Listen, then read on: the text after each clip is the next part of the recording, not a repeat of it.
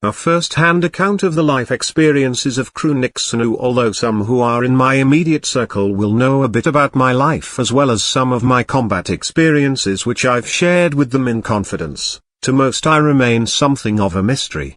Because of my dedicated work in the art of Muay Thai recently becoming known for more people, today most people know me only for this. Those who have interacted with me will know me as a respectful and considerate person who is always smiling and a motivational speaking style.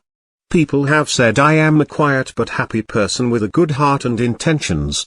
These assessments are indeed accurate. However, there is much more beneath all of this which brought me to be the man I am today. I will share a little bit more about myself and some of my experiences. I am, in truth, not a naturally humble man but rather one whose life experiences have developed in me a real sense of humility that is based on an understanding of myself and others. In fact, over the years I have become known to most as the Ninja, a moniker which gives indications of my cool, calm and calculating demeanor veils a vicious capacity for self-preservation. My life consists of the pursuit of a wisdom that is known in the ancient Pali language as Panna. It's the kind of wisdom that perceives the nature of reality starting with self, and spreads its awareness to all conditioned phenomenon of the world. Even the most strong and skilled amongst us are merely human and vulnerable to all of the same kinds of physical, emotional and psychological injuries.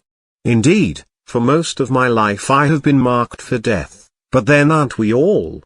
I'm a bit of an introvert these days and have been for many years, a trait that owes itself to an unforgiving life defined by involuntary solitude and punctuated by unannounced extreme violence. Each traumatic incident has shifted me with the weight of their impact, an atom magnified. In my youth, my teenage years especially, one would say I was overly confident and even could be arrogant at times, conspicuous characteristics of immaturity. Today I'm not a man who boasts or belabors his experiences. In fact, there is no one in this world who knows the depth of my suffering on this lonesome path I have traveled. Instead of living in the past and a world of self-pity or regret, I utilize my energies in a wiser manner, putting forth effort to recognize and follow the path of the noble ones. I have learned that bravado is an unwise and unnecessary practice, often leads one having to utilize one's skills where otherwise it could be avoided. Rather than acting as a deterrent, it becomes a fool magnet, attracting the most reckless and least self-aware elements. These types are usually interested in making a name for themselves or trying to confront a deep insecurity they feel in your presence. They will attack physically and more commonly, verbally with lies, slander and low-level politics. They desire to become known as the individual who physically beat the man or otherwise took their man down socially.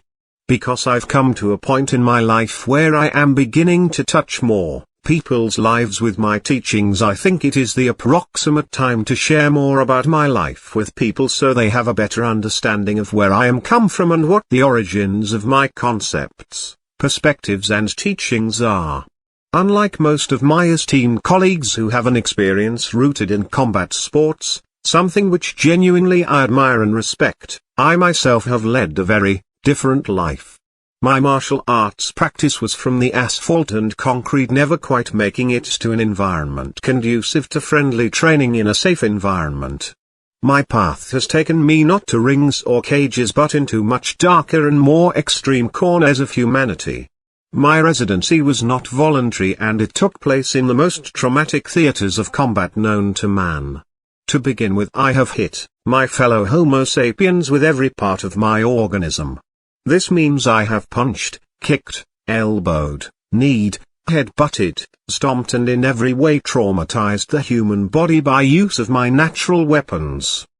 The favor has been returned and throughout my life I have been the recipient of a great deal of physical force. I have suffered innumerable injuries at the hands of other human beings. Thanks to my extremely aggressive and later on preemptive fighting method, few have been successful in causing me serious harm despite my many assailants' best efforts. Mankind has attempted to stab, cut, shoot, bludgeon, strike, break, choke, stomp and burn me, to name but a few manners of attack I survived. One of the most terrifying experiences of my life was walking down the street in my neighborhood and noticing a car I didn't recognize driving slowly down the avenue. I knew from experience this may be the vehicle of an assassin, and so I watched closely as a man stood up out of the sunroof and I saw the unmistakable form of an AK-47 assault rifle pointing in my direction. Before I knew it, automatic gunfire was flashing a staccato of bullets directly at me. I remember getting low and running in the opposite direction the car was driving, shielding myself with cars. After emptying their magazine they sped off and I hurried away before the corrupt police showed up and a whole new set of problems began. In another incident which would turn out to be one of the most significant events of my life, a man was sent to assassinate me with a knife. There was nowhere to run or hide and my choice was to defend my life or to allow myself to be murdered. I chose the former. I kept him from causing serious damage by using my Munyan Laklania kicks to his hip and abdomen before changing angles on his attempts to lunge for my neck with the knife and delivering Bartalu Pak, a linear kick to the face. The force of my heel striking his chin was violent enough to take him off of his feet and send him straight to the ground. After a few moments trying to regain his composure, he attempted to once again get upright and resume his attack. Understanding the danger, I deliver a series of stomps to his neck, ending the engagement. Sadly, this misguided man who made the decision to end my life lost his own in the process. This was an important lesson for me, not about fighting methods, but rather about the importance of endeavoring to avoid having to fight so that these kinds of tragedies may be prevented. I have been sprayed with caustic chemical tear gas agents far too many times to remember, usually while simultaneously trying to defend my life. I have been shot multiple times at close range with 37mm and 40mm grenade launchers, on 3 separate occasions, again while fighting for my life. On the other side of the spectrum, I have knocked most of my adversaries into unconsciousness, outright becoming incredibly efficient at dispatching individuals who have become a threat to my survival. On the occasions when I was unable to land a strike or sink a choke within the first sequence of the fight, it became necessary to relentlessly beat a particularly tough or determined adversary into a state of unconsciousness before they would cease being a threat to my existence. In truth, the latter category of combat experiences are what benefited me more, giving me a real feel for how bodily force needs to be applied to someone serious about harming or killing me. One memory is of a kick to the head of an adversary that left him separate from his conscious state for several days. Looking back, I remember most lucidly the drug addict my friends had tasked with monitoring if he was still alive as he lay comatose in his bed for days on end.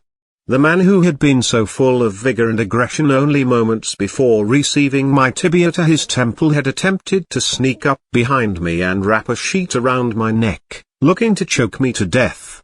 He waited until my friends left the area and launched his surprise attack only to be thrown over my shoulder.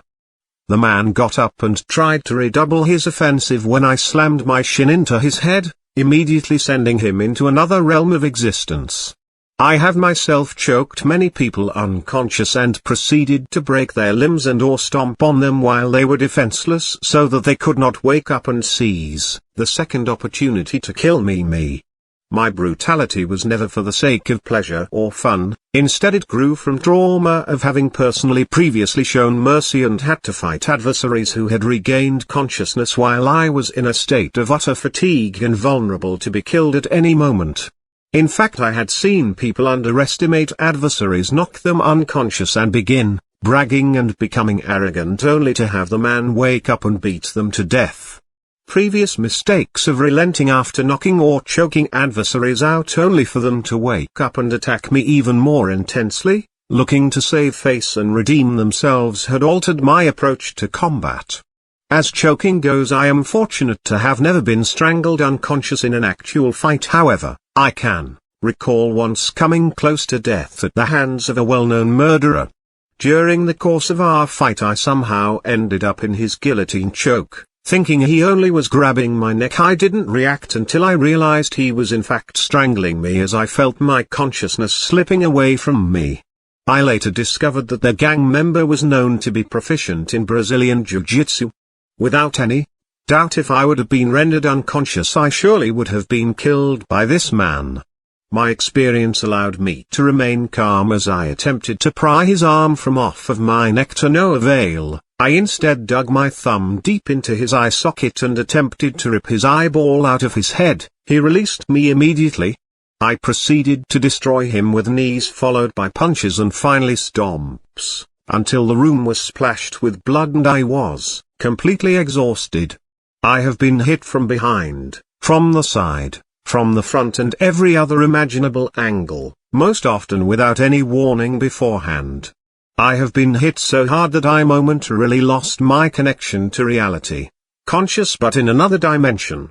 I remember being once uppercutted when I was 16 years old by a 24-year-old man who outweighed me by at least 100 pounds. The blow split my chin open and I felt the blood dripping out as my head swam on the verge of unconsciousness.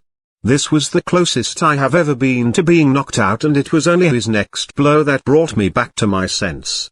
I continued to fight savagely until I broke his mandible, ending his offensive. I myself have rendered far too many people unconscious to remember, using my strikes and chokes. I remember only the more remarkable incidents.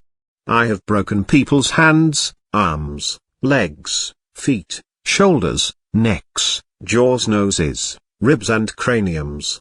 On many occasions I have had my lips lacerated, and have spent most of my life with a partially paralyzed lower left side of my face from some trauma to my mouth that I have long since forgotten. I have had my eyes blackened, my nose broken several times, my eyebrows cut and my face and head generally battered. I have had at least 4 concussions in my life, causing me to lose memories of much of my life. Only the most traumatic memories remain. And even many of these have been lost, not to mention childhood memories and memories of events throughout my life. I have lacerated the faces of my adversaries with strikes in every way imaginable, and on one memorable occasion almost completely severed the lower lip of an opponent with a Hanuman iron flying knee that put his teeth through his mouth, a grotesque reminder of the technique's potentials. I have introduced percussive force to legs, torsos, arms, necks, heads, spines and groins, and I have been the recipient of all of these blows. I have fought as many as 12 different people in a single day, and on many occasions was forced to fight a procession of opponents, non-stop one after another. I remember fighting a man perhaps 24 times in a single day while locked in a small room together. I have been bloodied on many occasions and have spilled my adversaries' blood so profusely that I was slipping in the source of their vitality as I fervently sought closure to the threat. Those who do not know me or my unique path in life may think I exaggerating or fabricate these stories. If only this were true. To have led a more peaceful, happier life would be far more desirable than leading a life of such a Darwinian and painful circumstances. Those who know me will know I speak only facts, and I am a man who values amongst all else veracity and an adherence to morals such as honesty and following through with one's commitments. Those who have followed my life will remember some of these incidents, and others will remember incidents that I have long forgotten. In one of my earliest memories I can recall at the age of 12 a man in his 20s who was a martial artist, attempting to bully me. I vaguely remember attacking the grown man with everything I had. I was kicked in my head by the man so hard that my brain stopped recording memories for 3 or 4 hours. Witnesses tell me I was functioning normally and that after being kicked in the head and falling to the ground I took the man down by his legs and mounted him before we were separated. Throughout my teenage years I fought on a very regular basis against rival gang members and bullies who did not like me because I was a white kid from a black gang. For those who are not familiar with American culture, it is still a very racist society, and this racism is always beneath the surface of all interactions in this country. In the dangerous world in which I exist I endured racism that was magnified 100-fold. A person taken to be of European descent who aligns themselves with those who are of African descent, is the cause for universal resentment and leads to frequent and inevitable difficulties. In the world I occupied, fighting was not something that was taken lightly. People fight with only the most serious of intentions. They fight to maim, fight to kill. A simple fist fight could end in death at any moment, and so I always fought with the intensity and awareness that my life depended on it. Growing up in an environment with society's most dangerous people, everyone is trying to establish a hierarchy, a food chain if you will. Individuals look to prove themselves as the toughest and most vicious. Knowing and obviously using martial arts techniques was something that helped me a great deal to survive and to earn respect, but it also made me target. By the time I was 18 years old, I was fighting grown men in their 20s, 30s and 40s on a regular basis. Oftentimes these men were much larger than I was, as much as 150 or even 200 pounds heavier than me. I recall fighting a man on one occasion who was about 6 feet 9 inches and perhaps 300 pounds, a concerning proposition indeed. However, my unmitigated aggression overwhelmed the man, causing him to quickly fall under my blows. In these days I was about 5 feet 10 inches, 160 pounds, merely a boy, not the 6 foot 220 pounds man I am today. After spending a lifetime of strength, power and martial arts training, I am remarkably strong and well-conditioned for combat, but in these days all I had was heart, determination and skills. To be sure, my skills were not the best at the time. I could punch, kick, elbow and knee well enough from my training as a kid. I also knew how to choke and break the joints, as well as the clinch fighting methods and ground positions. Nevertheless, my fighting method was in the process of developing and becoming more refined, and so I took damage in some of my fights. Luckily I was never knocked unconscious, or I would have surely been killed. In the kinds of fights I was involved in, with the kinds of people and in the kind of environment I was in, I almost certainly would have been stomped to death. Unlike the glory, recognition and the acclaim that is earned by those who have tested themselves in combat sports, in retrospect, my experiences in combat have been characterized by aggression, fear, suffering, trauma and severe bodily injury to myself as well as to my opponents. Yes, in my less enlightened days it felt great to completely destroy men who were bullies, who often were considered by others to be incredible fighters and unbeatable. Being known as a formidable fighter and one who has been known to easily defeat people from other regions who are supposedly the best fighters of their area has a certain allure to it. What really added to this was the fact that I was a white boy and my opponents were mostly black people. In the culture I come from, African Americans are seen as superior athletes and fighters. Although these racist stereotypes do certainly have a basis in reality, I was able to overcome my opponents in one way or another on every occasion. Survival and triumph of martial arts skill over violent athleticism and remorseless brutality is no doubt gratifying, but the physical and psychological effects of these many incidents have life-altering ramifications both for myself and for the men I have engaged in combat. In truth, some of these men did not survive these brutal fights, a fact that I accept with remorse, grateful to be alive and to have the ability to defend myself, but sorry that others were not able to see me clearly and avoid humiliation, injury or death. When it is your life or another person's life, we study and train in the martial arts to preserve our lives. I have accomplished this highest of martial aspirations on many occasions. When the counterpart does not survive, it is no doubt something that is traumatic and will change you forever, but this is the nature of combat in its truest, most raw form. I have broken not just the bodies of my opponents but watched as the spirits of fearsome men deteriorate before my eyes into cowering, screaming, crying, fleeing beings under the duress of my bodily force. I have had men defecate themselves, urinate themselves, apologize, beg and plea for me to stop only after they realized their attempts to victimize me were of no use and that my skill and determination was too much for them. I have been shown no mercy in combat, and I have seldom granted any in return. I have been ambushed, drugged and otherwise attacked while in the most compromising and vulnerable of situations. These include while taking a shower, when I recall feeling a presence and turned to see a man coming at me with a swinging punch. In this instance I thought, while completely nude slipping on the wet tiles as I defended my life. As a 15-year-old boy I was attacked by a group of gang members while sleeping. The sheets and blankets were used to attempt to restrain me as many men attacked me, before I freed myself from my bondage and made the men pay for their cowardly attack. On other occasions I was suddenly attacked while using the toilet, both from behind while standing and while seated. I always am sure to remain vigilant through my peripheral vision when standing and when seated. I have come to the practice of removing all clothing, or, when the situation does not permit this, I will at least take one leg out of my pants so that my legs are not bound. These are some of but a few of the hard-learned lessons that came from a lifetime of worst-case scenario experiences. I have been attacked simultaneously by 2, 3, 4, 5, and 6 men. Oftentimes one or all are armed with some kind of improvised stabbing weapons. On one occasion I was attacked by 15 men in a 15 feet wide concrete hallway lined with human cages.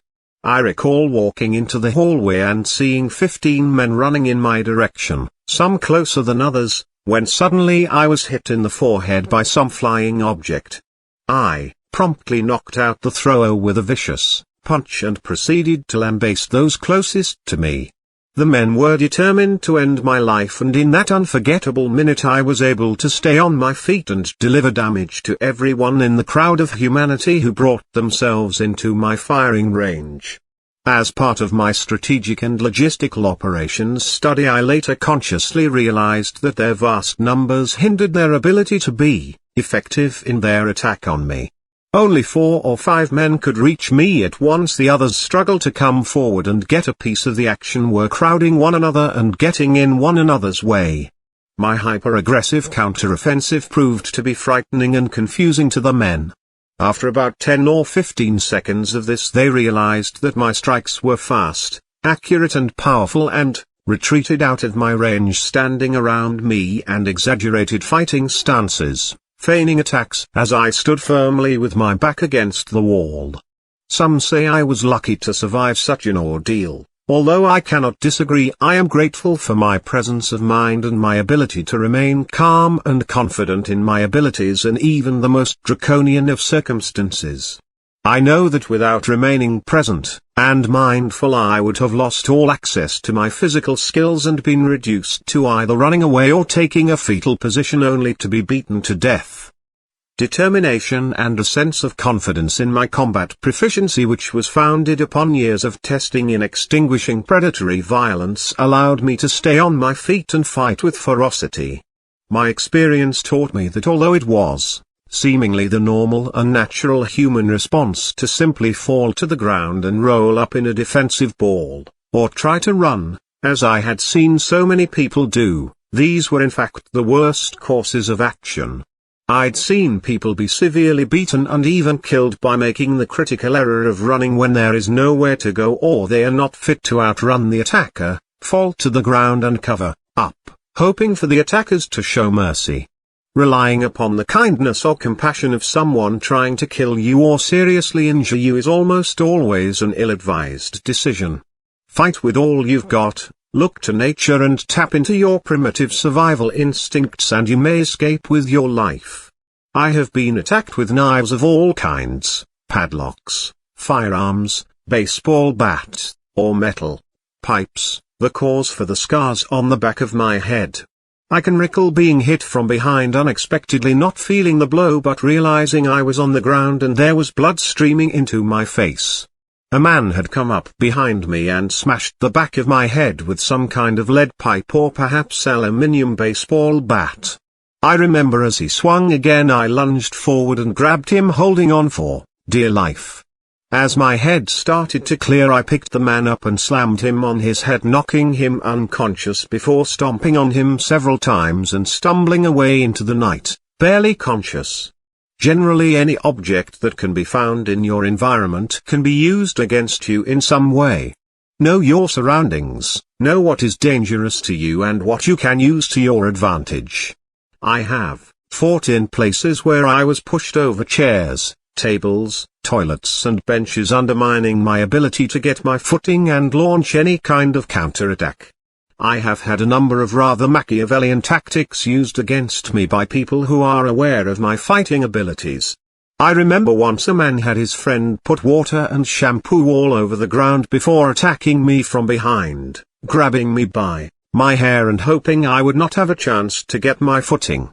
Thankfully in this instance I was able to resort to my jiu-jitsu, but nonetheless I was severely handicapped by this simple tactic, and it was extremely effective in negating any kind of standing offensives. I have been attacked by my own clothing in some manner or another many times. I have had my shirts pulled and used to hold me, I've had them pulled over my head to blind me and restrict my movement. I've had my pants pulled down so I cannot properly use my legs. When I had long hair I had to learn to defend it properly, and in that process it was pulled and used as a handle to drag me and hold my head down on a regular basis. This was something that I had to become very aware while fighting, because it could become a serious problem for a number of reasons. In one memorable fight a man grabbed my hair while we were in a clinch position, trying to pull my face down by the hair just above my forehead. I tripped him, fell into the full mount, and as he refused to let my hair go I forced his hand down to the ground by his grip on my hair, entangled his arms with mine and broke his shoulder with an Americana lock. I was able to use my training and adapt it to a situation I have never been in or thought of. It is this adaptability under the stress of actual combat that has been the defining requisite of my fighting method and the story of my martial arts life and combat experience. I have been attacked while handcuffed behind my back on several occasions, having to resort to teep kicks and open guard tactics to avoid being maimed or killed. I once knocked a man unconscious with a Jarek Fad hang spinning heel kick while handcuffed behind my back as he attempted to rush forward at me with an improvised knife. This was one of the most surprising and skillful maneuvers I have ever pulled off. It was only possible due to my incessant practicing of the technique, thousands of repetitions, while handcuffed behind my back. On one occasion my arms were chained to my waist by my wrists and my ankles were shackled together when I was forced to fight to the death with a man who was only handcuffed in the front and not chained by the ankles or the waist. I was able to quickly get behind him and choke him with a mata liao, otherwise known as a rear naked choke, all while handcuffed and shackled. In my desperation I choked the man to death, but thankfully they were able to bring him back to life using CPR. The stranger clearly did not understand what he was about to encounter in fighting me, however this is the nature of the environment in which I was raised. People will attack and kill you simply because of the clothing you are wearing or the area you live in. This was certainly a traumatic experience in that while we were fighting on a speeding bus, police officers were pointing guns at us threatening to kill us, driving through the streets at high speeds with sirens ablaze.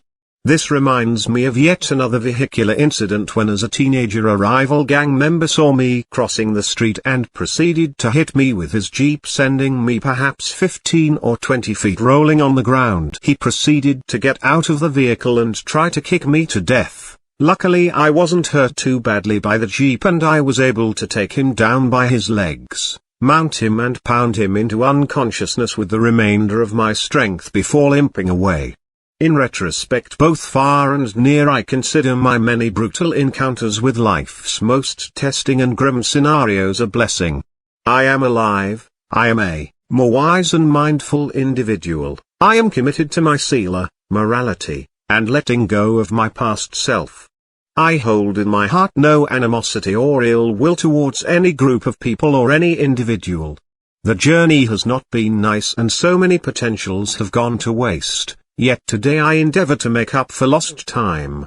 Episodes that would terrify and ruin one's life have become mundane and so commonplace, that I have become desensitized to the horrifying violence, more concerned about the aftermath and the ramifications than the actual events.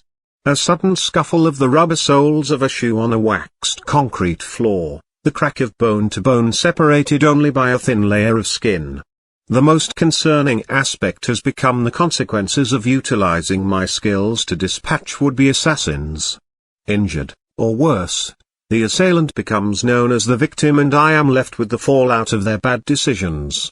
Be wise, be kind, avoid fools, know groups and individuals, try and place yourself in other people's position and understand their motives. Position yourself opposite of situations destined to end in violence or otherwise bad situations. Be patient, be courteous, be considerate of others and, even in the most extreme milieux, your chances of violent situations will drop exponentially. These are some of the very hard lessons that I have learned in my life. I have been hurt physically, emotionally and psychologically throughout my life, and this has occurred almost every day of my life in one way or another.